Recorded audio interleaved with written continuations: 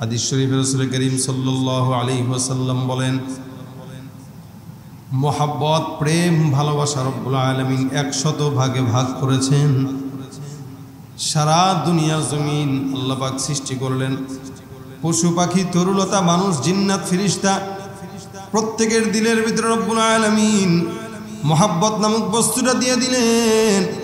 মানুষের প্রতি মোহাব্বত রব্বুল আলামিন একজনের প্রতি আরেকজনের যতটুকু রাখলেন, আল্লাহ পাক রব্বুল আলামিনের হাবিব বলেন এই মোহাব্বতটা রব্বুল আলামিন দুনিয়ার জমিনে সৃষ্টি করার পর 100 ভাগের 1 ভাগ মোহাব্বত আল্লাহ পাক সারা দুনিয়ার জমিনে ছড়ায় দেন।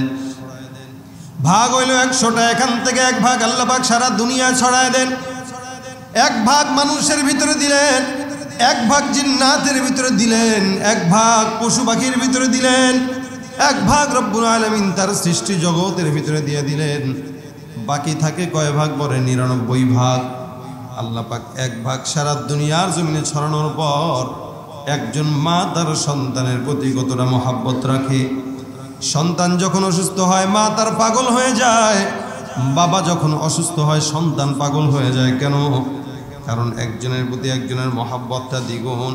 আল্লাহর হাবিব বলেন এই 1 ভাগ মোহাব্বত সারা দুনিয়ায় রব্বুল আলামিন ছড়ায় দেওয়ার পরে এই যদি অবস্থা হয়, বাকি যেই 99 ভাগ মোহাব্বত আল্লাহ পাক রব্বুল আলামিন তার দিলের ভিতরে রাখছেন। কেন?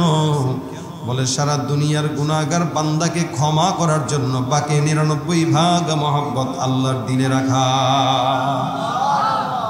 আল্লাহ পাক রব্বুল আলামিন সমস্ত দুনিয়ার বান্দাকে 1 ভাগ দিলেন, সারা দুনিয়ার জমিনের ভিতরে 1 ভাগ দিলেন, বাকি 99 ভাগ রব্বুল আলামিন আল্লাহর দিলের অন্তরের ভিতরে রেখে দিলেন। কেন?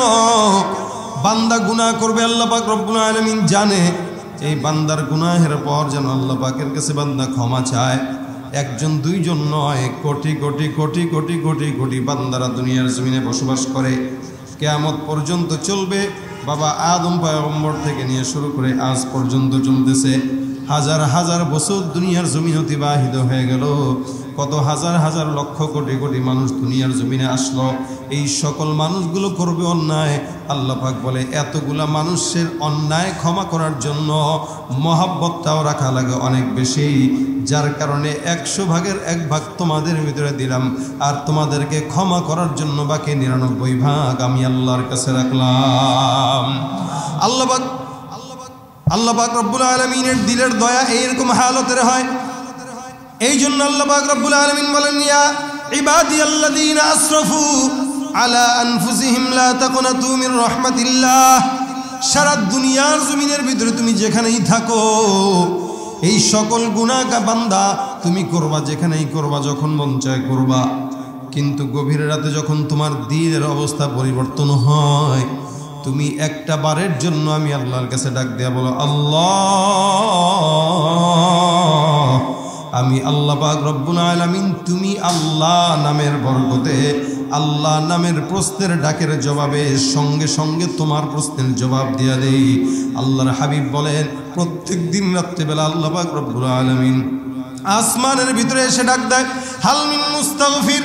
এমন কোন গুনাহগার আছো, এমন কোন চানেওয়ালা আছো, এমন কোন বিপদগ্রস্ত আছো যেই বান্দাটা গভীর রাত্রে আমি আল্লাহর কাছে চাইবা, আমি আল্লাহ পাক রব্বুল আলামিনের কাছে ডাকতে দেরি হয়, আমি আল্লাহ পাক রব্বুল আলামিন ওই বান্দার ডাকে সাড়া দিতে দেরি হয় না।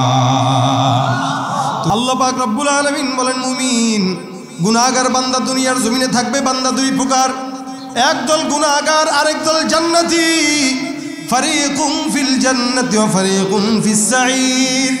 এক দল থাকে দুনিয়ার জমিনে ডানপন্থী, আরেক দল থাকে বামপন্থী। ডানপন্থীদের কাজ হাফেজে কোরআনরা যখন পরিষ্কার নিয়ে বাংলার জমিনে আসে, ডানপন্থীদের কাজ সমগ্র বিশ্বের বুকে বাংলাদেশের সম্মানকে উঁচু করে যখন হাফেজে কোরআনরা আসে তারা এয়ারপোর্টে ভিড় জমায় তাদেরকে শুভেচ্ছা জানায়। আর বামপন্থীদের কাজ এরা যখন পুরস্কার লাভ করে তখন তারা ফেসবুকের মাধ্যমে বিষোদগার ছড়ায়। এদের এই সমস্ত লোকদেরকে ভালো লাগে না, কোরআনওয়ালাদেরকে ভালো লাগে না, ইমানদারদেরকে ভালো লাগে না, এরা হলো বামপন্থী। আল্লাহ পাক রব্বুল আলামিন বলে একদল যাবে, একদল তাদের আমল নামা পাবে। ফাম্মা মান উতিয়া কিতাবাহু বিয়ামিনি ওয়া আম্মা মান উতিয়া কিতাবাহু বিশিমালি। বামপন্থীরা বাম হাতে পাবে আর ডানপন্থীরা ডান দিকে পাবে। যার কারণে বর্তমান সময়ে দুই দল, এক দল হলো ডানপন্থী, আরেক দল হলো বামপন্থী। ডানপন্থীরা ইসলাম মহব্বত করে, কোরআন মহব্বত করে, মসজিদ মহব্বত করে, দিন মহব্বত করে, খানকা মহব্বত করে। আর বামপন্থীরা ইসলাম আর ওয়াজ মাহফিলের নাম শুনলে তাদের কলিজায় আগুন ধরে। এদের মসজিদ ভালো লাগে না, এদের মন্দির ভালো লাগে। এরা মুসলমানের সন্তান হওয়ার পর যখন নাকি ভিন্ন ধর্মের মানুষরা তাদের উৎসব পালন করে বেহায়ার মতো, সেই জায়গায় যায় দাঁড়ায়।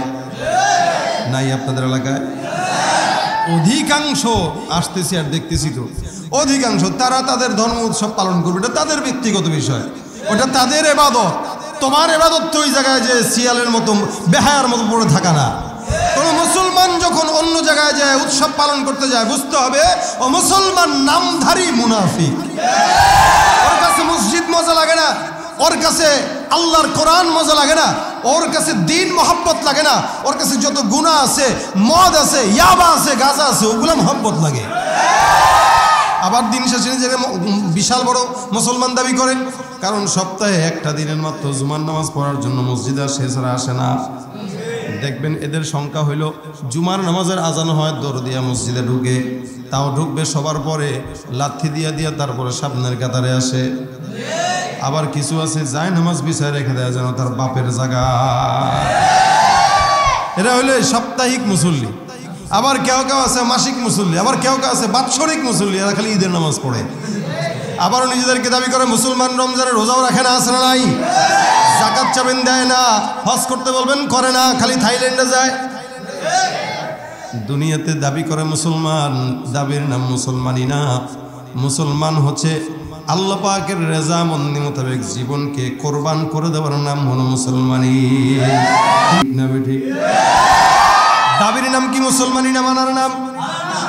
যারা বলবে ইব্রাহিম পয়গম্বরের মতো কলু আসলামনা, আল্লাহ পাক তুমি যেটাই বললা ওটার উপরে সিলিন্ডার হয়ে গেলাম, এটার নাম মুসলমানি।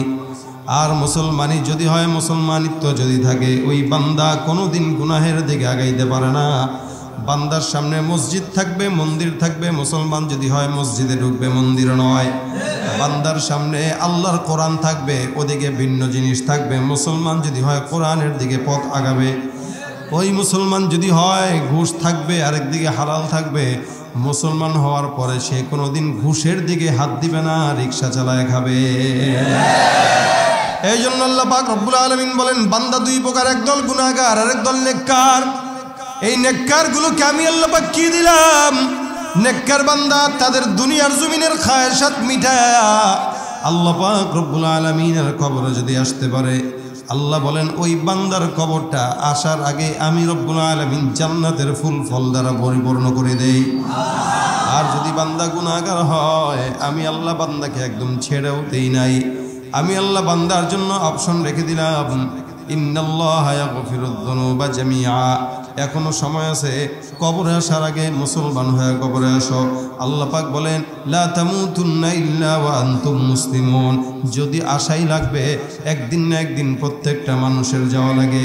ইহুদি বলেন, নাসারা বলেন, খ্রিস্টান বলেন, যত নাস্তিক বলেন না কেন, প্রত্যেকটা মানুষের মনের একটা বিশ্বাস আছে, দুনিয়ার জমিনে যখন আসলাম একদিন মরা লাগবেই না, লাগবে না? জোরে বলেন তো। প্রত্যেকটা মানুষ মরবে। এই জন্য রব্বুল আলামিন বলেন আশা যেহেতু লাগবে, বান্দা দুনিয়ার জমিনে আশা যেহেতু লাগবে, এই কবরের জগতে আসার আগে মুসলমান না হয়ে কবরে ঢুকো না।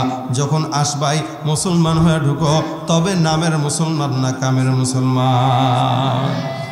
এ মুসলমান, আল্লাহ পাক রব্বুল আলামিন এই কারণে বলেন বান্দা গুনাহ হয়ে গেল, তুমি যদি আমি আল্লাহর দরবারে একটু তাওবা করো, তাওবাতান নাসুহা, এটারে আল্লাহ পাক রব্বুল আলামিন বান্দাকে বললেন বান্দা তুবু ইলাল্লাহি তাওবাতান নাসুহা।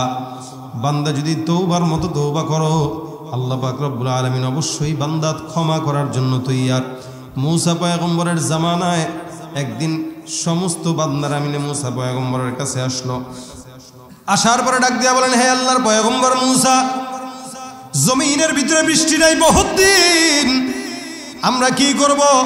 মানুষগুলো কেমন যেন না খেয়ে মরবে, দুর্ভিক্ষ চলে আসছে, বৃষ্টি নাই, ফসল হয় না, মানুষগুলো রোদের তাপে তাপে গরু ছাগলগুলো মরে যাচ্ছে। হে আল্লাহর পয়গম্বর মুসা, আপনি দয়া করে আপনার মালিকের কাছে একটা বারের জন্য বলেন আল্লাহ পাক রব্বুল আলামিন যেন এই জায়গায় বৃষ্টি দান করেন। আল্লাহ পাক রব্বুল আলামিন যেন বৃষ্টি দিয়ে আমাদেরকে এই সমস্ত আযাব থেকে বাঁচায়। আল্লাহর নবী মুসা পয়গম্বরকে কিছু উম্মতরা জিজ্ঞাসা করছে, হে পয়গম্বর মুসা, আল্লাহ পাক রব্বুল আলামিন যখন রাগ করে এটার আলামত কি? পয়গম্বর মুসা রাগ দেয়া বলেন, আল্লাহ যদি রাগ করে বুঝবা কেমনে জানো? এক নম্বরে আল্লাহ পাক রব্বুল আলামিন যখন রাগ করবে তুমি বুঝবা এই কারণে, যখন যেটা দেওয়া দরকার তখন আল্লাহ পাক সেটা দিবে না। অর্থাৎ বৃষ্টির সিজন আল্লাহ পাক রাগ যদি করে ফেলে তাহলে বৃষ্টির সিজনে বৃষ্টি দেয় না। আল্লাহ যদি রাগ করে তাহলে শীতের সিজনে শীত দেয় না। আল্লাহ যদি রাগ করে যখন যেটা দেওয়া দরকার তখন সেটা দেয় না। এটাই হলো আমার মালিকের রাগের সবচাইতে বড় আলামত। আল্লাহু আকবার। দেখেন তো মিলায়া, বর্তমান সময়ে সব কিছুর দাম বাড়ছে না কমছে? এটা কি দরকার ছিল? এটা আমাদের জন্য জুলুম হয়েছে না? অথচ যেটা দরকার ছিল না ওইটা আল্লাহ পাক দিচ্ছে। যেমন দাম দরকার ছিল বেতন বাড়া, কিন্তু বেতন কিন্তু বাড়ে নাই। এইটা দরকার ছিল, বেতন বাড়ে নাই। আর দাম কমা দরকার ছিল, কিন্তু দাম বাড়ায় দিছে। তার মানে যেটা দরকার ওইটা দেয় নাই, যেটা দরকার না ওইটা বাড়ায় দিছে। তার মানে আল্লাহ পাক আমাদের উপর রাগ করে গেছে। যেটা দরকার নাই ওটা দিয়ে দিতেছে, দেখা কেমনে খাবি চল, তোরা চল চলবি চল। এরপরেও তো মানুষ বসে নাই, এরপরেও হলে ছবি টিকিট কাটতে দেখেন ভিড় কি পরিমাণে হয়। এরপরে মানুষ গুনাহের আঞ্জাম কিভাবে দিচ্ছে। এই জন্য মুসা নবী বলেন, যখন যেটা দেওয়া দরকার তখন সেটা না দেওয়ার বড় কারণ হইল আল্লাহ পাক তোমাদের উপর রাগ করে আছে। এটা অনেক বড় বিষয় একটা। এই জন্য আপনি দেখবেন যখন আপনার বিপদ আসতেছে আপনার মনে হবে যে এটা তো আসার কথা ছিল না, তার মানে আসতেছে, তার মানে আল্লাহ হয়তো আমার উপরে রাগ করছে। এই জন্য আল্লাহ আমার উপর বিপদ দিচ্ছে, আমার সবরের পরীক্ষা নিচ্ছে। মুসা পয়গম্বরের কাছে সব মানুষরা আসলে মুসা নবী বলেন, ঠিক আছে ভিন্ন সময়ে সমস্ত উম্মতগুলা অমুক জায়গায় অমুক বিশাল বড় এরিয়ার ভিতরে আসবা, আমরা সবাই মিলে আল্লাহর দরবারে দোয়া করব, দেখি আল্লাহ রাগ কমায় কিনা। 70,000 মানুষের মতো মানুষ মুসা পয়গম্বরের কাছে গেলেন। বিশাল বড় একটা মরুভূমির মাঠ। ওই জায়গায় যাওয়ার পর মুসা পয়গম্বর সবাই নিয়ে আসমানের দিকে হাত তুলে ডাক দেয়া বলে, আল্লাহ, এই সকল বান্দাগুলা এতদিন পর্যন্ত এই জায়গায় দুর্ভিক্ষের ভিতরে পড়ে আছে, এদের বৃষ্টি নাই, মালিক তুমি আসমান থেকে বৃষ্টি নাজিল করে দাও। দেখেন না কিছুদিন আগে চট্টগ্রামে কোন জায়গায় বৃষ্টির নামাজ পড়ার পর বৃষ্টি চলে আসছে। তার মানে বান্দারা আল্লাহর কাছে চায় না, যার কারণে আল্লাহ দেয় না। চাইলে নগদে আল্লাহ পাক দিয়া দেন, দেরি করেন না। মুসা নবী হাত দুখানা তুলে ডাক দেয়া বলে, আল্লাহ, আসমান থেকে বৃষ্টির ফয়সালা করে দাও। এতগুলো 70,000 মানুষের মতো লোক আমরা সবাই এই জায়গায় আসলাম, মালিক গো আসমান থেকে বৃষ্টি দাও। দুর্ভিক্ষের সমাজ ধ্বংস হয়ে যাওয়ার পথে। আল্লাহ পাক রব্বুল আলামিন দেয় না। আসমান থেকে গাইবি আওয়াজ, মুসা